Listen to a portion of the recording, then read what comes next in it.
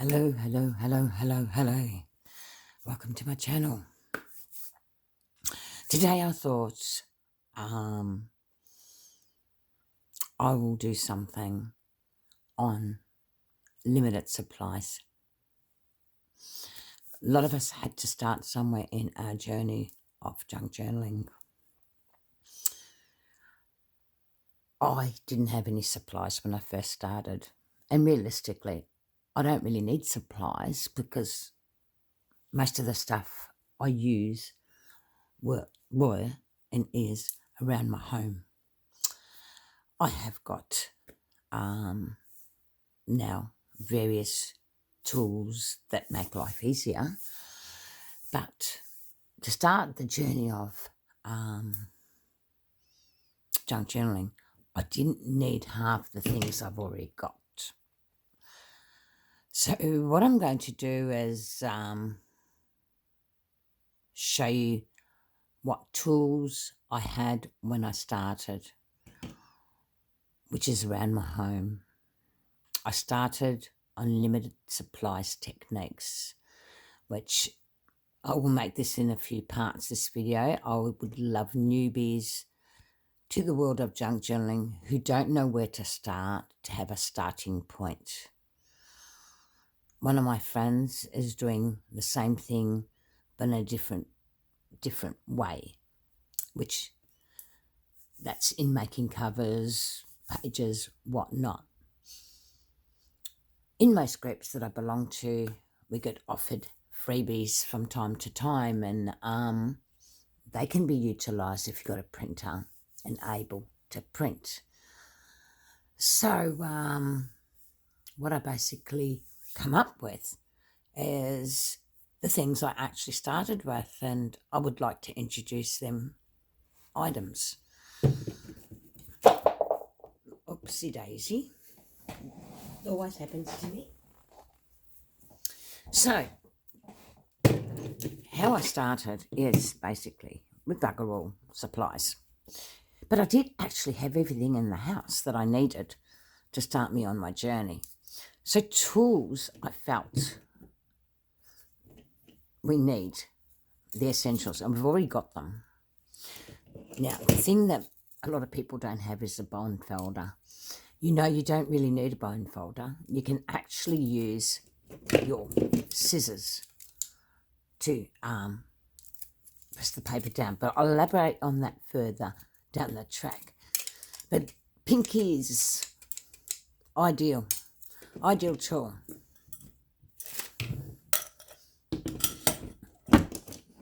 Scissors.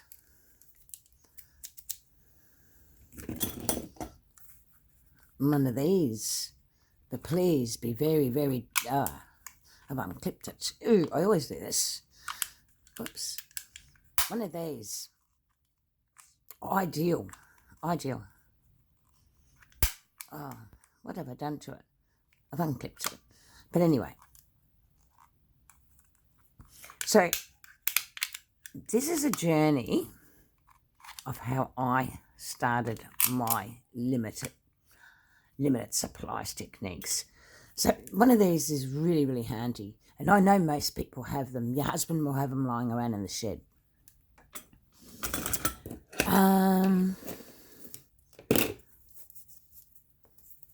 These for your nails. We all got those. A lot of us have a little wheel. A little knife, you know, one of those cutting knives. I have one. I don't know where it is. It gets lost. Pencil. We all got those in the house. Ice pack.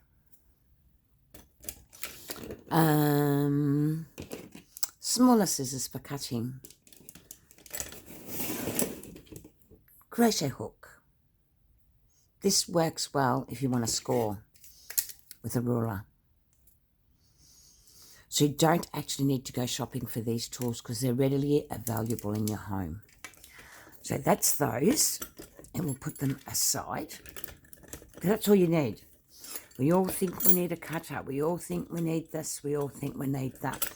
But as I elaborate further into my video, and more videos, obviously, because I want you newbies to be able to start your dream of junk journaling. So my friend and I are coming up with techniques. Actually quite a few of my friends are coming up with techniques that we actually can utilize that are already in your home, especially if you've got children. You've got watercolors, paints, glues. You don't need to spend a cent to start. These little suckers make good inkers. So that's another thing. I will show you how I started using just these items. Now I'll elaborate further. We all have clips around the house. I mean, bits and pieces. You learn as a junk journaler, you don't throw nothing out. So there's clips in there might be some charms. Who knows what's in there? But this is on my desk a lot. We all have buttons. Buttons are your best friend when you start to junk journal, and everybody has them. So I'll be showing you how to utilise your buttons in your journaling. Now, tea and coffee, dyeing. I've got video on my channel how to do some of these, how to use food colouring. I am going to try and simplify this for the newbies.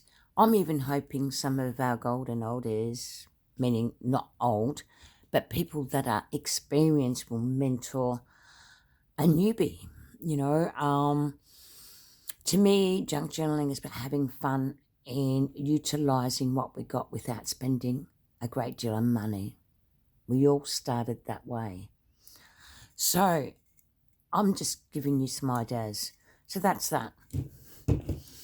We all have shoe butlers. Great distress. Great for distressing. This is fabulous for distressing. So it's got a sponge.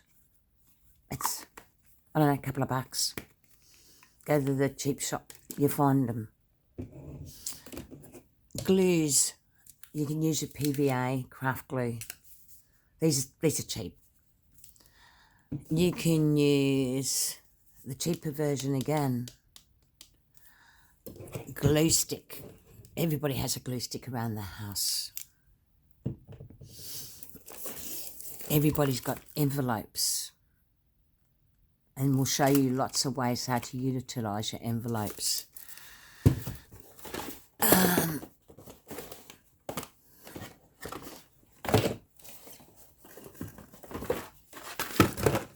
Boxes. Let's recycle our boxes.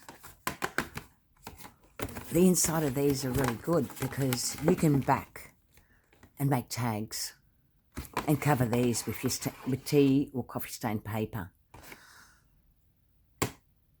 So these can actually make good book covers. They're good for tags. They're good for everything. So I keep a collection. I normally cut them open and flatten them so they don't take too much room. Another box. This is tea bag box, right? How cool is that? And this can be turned into lovely tags and other things. Your tea bag holders. This one must be a womankind tea to balance out. I don't know, but I like the taste of this, but this is not about that. So tea bags are going to be your best friend in junk journaling. Who hasn't got these little cards? We can cover them up and, you know, you always get something. Like we get these every year. I try and utilise these in my journals. They make good, simple tags. Same with my appointment cards. I utilise them by simply covering them, and I don't cover them all, but in this video I'll be teaching you later, well, not this video, but the consequent videos will have ways of layering to teach the newbie, and like I said, people like myself, that we don't need half the tools we've got. We can actually start and go back to the basics of having bugger all. We all got needles to sew in our signatures. We all got cotton, and that's basically what you really need. It's just cotton. Make life easier, run some wax through it. That you mightn't have, but you can get wax for a couple of dollars. Beeswax, or which is what I use, beeswax on mine, and I just run it through my thread, and it just makes for easy stitching in your signature, because we will work off a one signature journal and slowly get ourselves to a point where you guys feel confident in starting your first journal or second.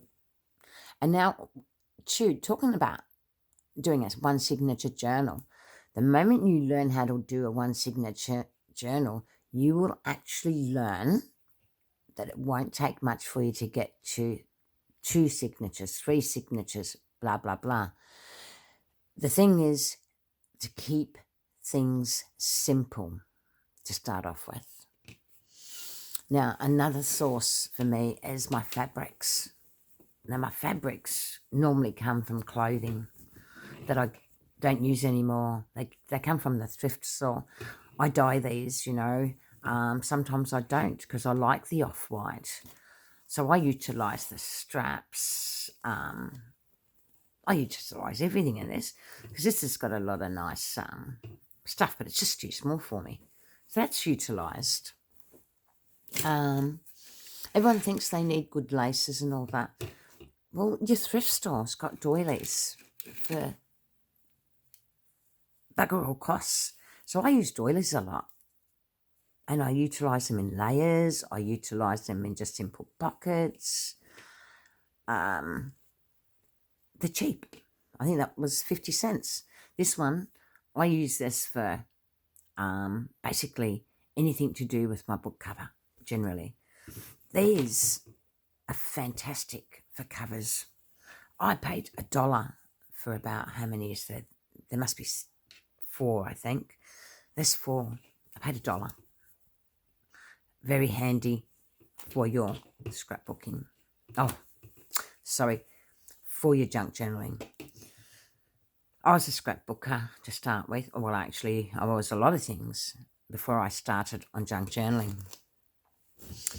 Around your house again, you got your brown baking powder, or you got your plain baking powder, which I use a lot too, but I like the brown baking powder because it really is useful in junk journaling. Let's talk a bit about, a lot of you have got freezer paper. If you haven't, stick your wax paper. The beauty of this, I will do a tutorial. I can show you techniques to use this to your advantage in your junk. We all think we need an envelope board. We all think we need that. We all think we need lots of things.